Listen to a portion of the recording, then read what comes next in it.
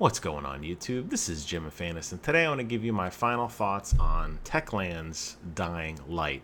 Now, if you guys did not get a chance to watch my BK's Bullets / YouTube extravaganza crossover event with my good buddy Brent, I highly recommend you do so. But for the Cliff Notes, I gave Dying Light my number 5 game of the year.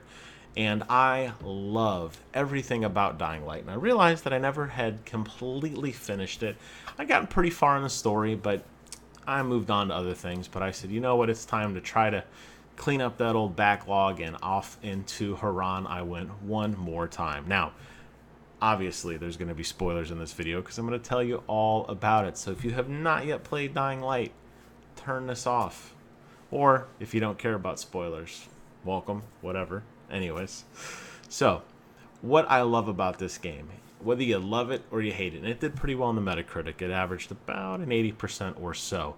Whether you loved it or hate it, this game does everything in spades. That doesn't mean it does everything well in spades, but it does everything in spades. So let's dissect this down. Let's talk about the story first of all.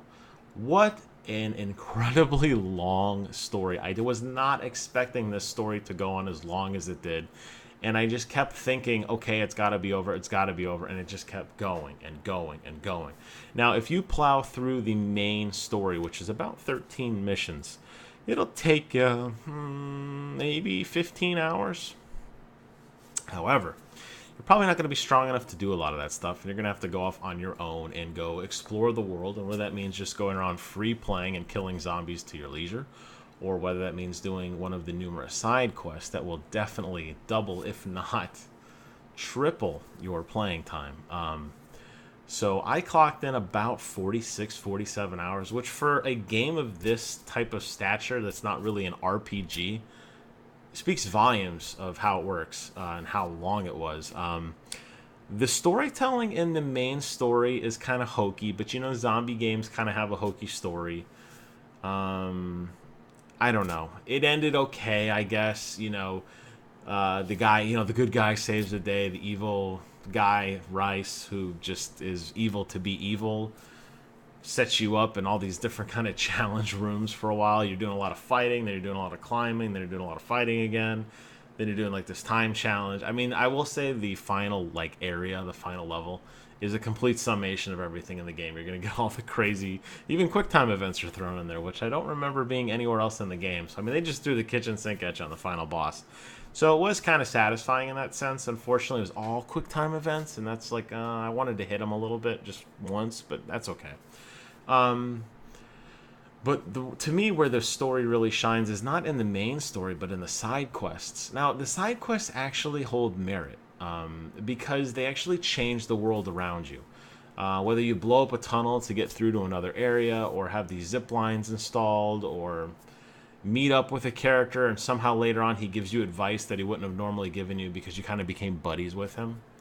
That's all possible via the side quests. Now, the actual rewards for the side quests, outside of the cool things I just mentioned, they're not that great. You get a lot of weapon upgrades, which I'll talk about in a minute, but a lot of times you get weapon upgrades, but when you actually change the world around you, that's what makes this game truly immersive to me, and that's what makes it so much fun. So to me, I think the side quests are actually a little more polished than the main story, which is weird, but they do flow in it does flow in a pretty good way. And for the most part, they do the whole quest hub system where like the main story will take you in an area, and then everybody around there will say, hey, come here, help me out, help me out. And there were some of them that I just didn't, and not like refused to do, like I will never do these, but I just didn't really find that much interest in them. And some of them I'm glad I stuck through because there were 4, 5, 6-part quests that were done later on. Like a guy would ask you for help, and then later, like a couple hours, he'd ask you for more help, and it culminated into something that was either really hysterical, like the brothers trying to make the submarine, or not so great. But all kidding aside, it was pretty good. So I did really enjoy that. That was really, really cool. The combat system in this game is incredible. The only drawback is gunplay, and it's weird because you think of this game not really using a lot of guns, but towards the end of the game, there are a lot of shooting galleries. I mean, just straight up, just guards coming at you, pretty much infinite ammo, and you're basically just shooting your way out.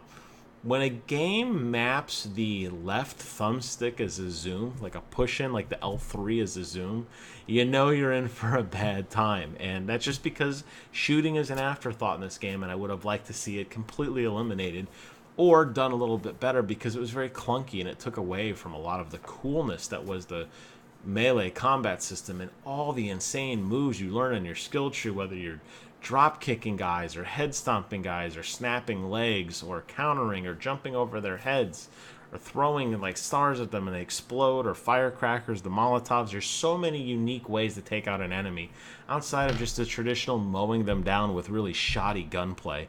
And that was kind of a miss, and I didn't appreciate, like, I didn't like any of that at all, and I could have totally done without it. But the gunplay aside, the combat is amazing, and one of the cool things about the combat system, at least on paper, is the whole way you can augment your weapon. And remember how I said before, the side quests a lot of times will give you some really cool augmentation or some piece of, modded tech. Well, this is not Dead Rising, so you're going to be getting a lot of mods for weapons that don't really seem to do a whole lot. Like I had one called like the Badass. I'm like, oh yeah, the Badass. What's the Badass? Oh, it just makes your like bat on fire. I'm like, that's not badass. And it really didn't do a lot of damage. It was only increased. It was moderate. I think the best upgrade I got was like plus 30 damage, which in the scheme of things in that game is really not a whole lot of anything.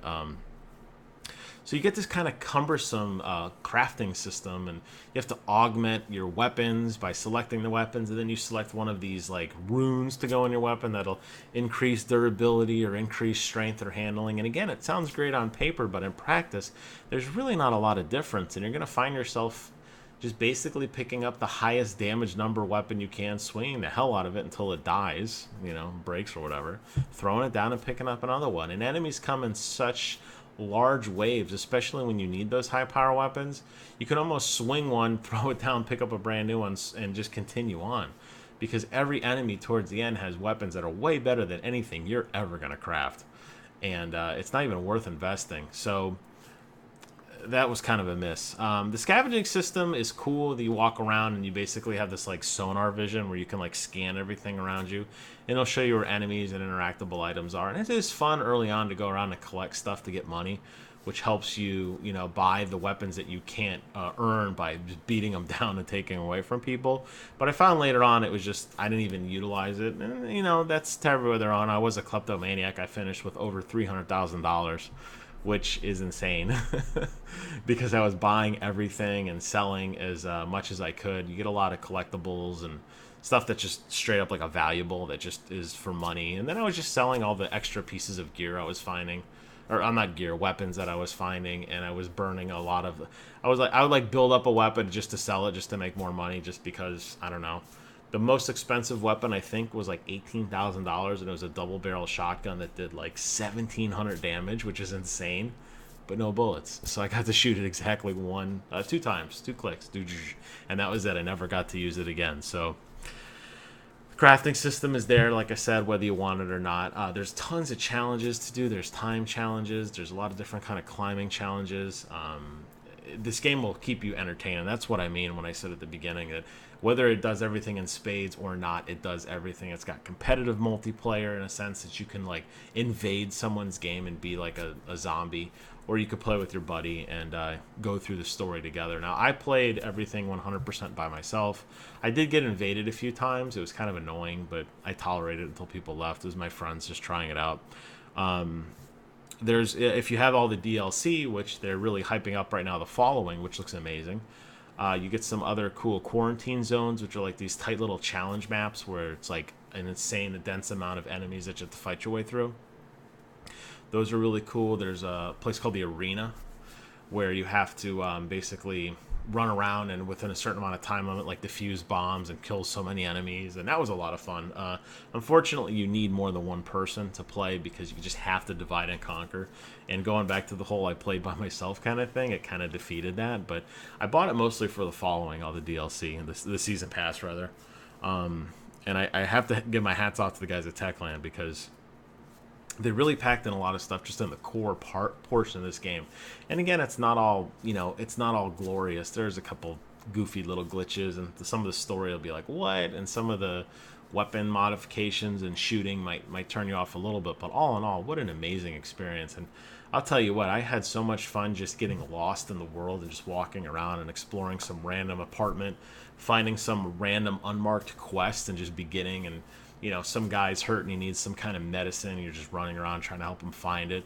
Or just setting up these stupid zombie kills, like throwing firecrackers, as many as I could, and then throwing Molotovs and just seeing how many enemies I could take out in like a single Molotov, or setting off car bombs just to watch what would happen. It was really tons of fun. So I really enjoyed it, and I'm glad I got to play it. I definitely stand behind it being one of my games of the year, no doubt about it. It was incredible, and I'm really, really excited for what these guys do next with the following DLC, which I think drops early 2016. I want to say January, but I might be wrong.